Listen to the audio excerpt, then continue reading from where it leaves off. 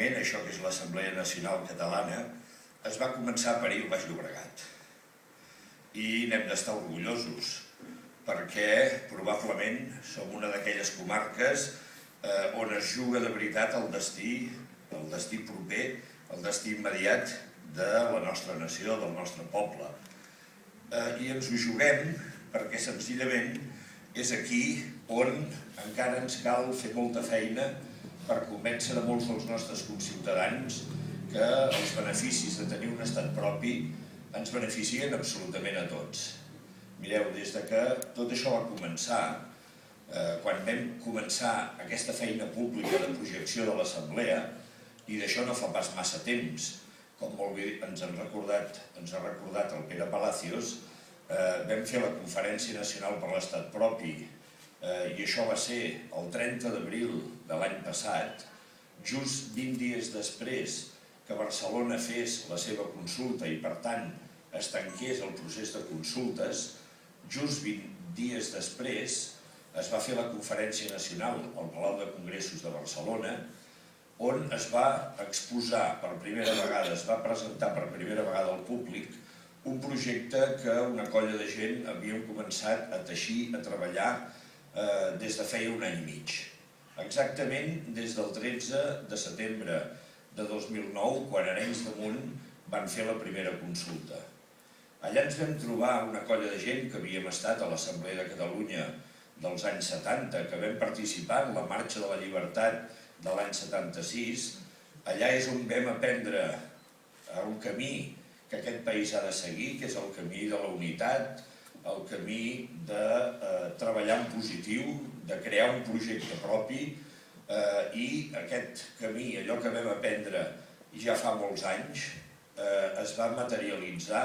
en aquesta nova etapa de transició, en aquesta nova etapa de canvi en la que hem entrat des que el Tribunal Constitucional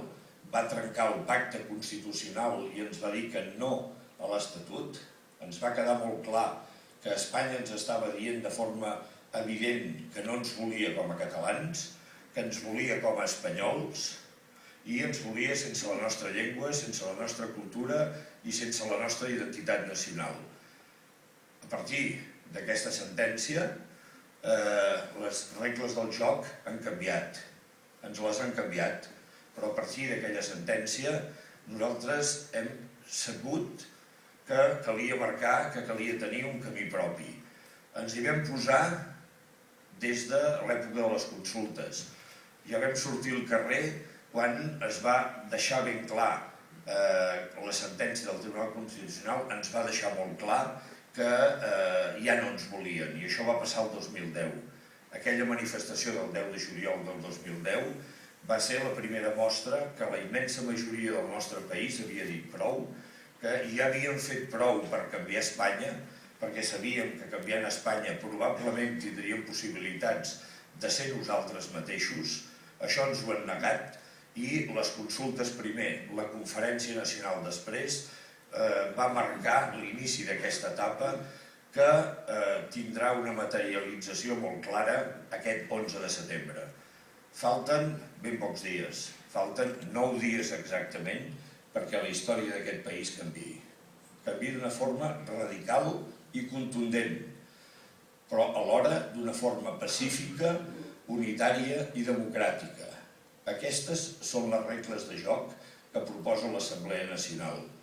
Som una entitat, una associació aparentment jove. Ens vam constituir fa mig any, però deixeu-me dir que hem mamat molts anys de la nostra història, hem après moltes de les coses que hem anat fent, hem sabut destil·lar-ho pacientment i ho vam concretar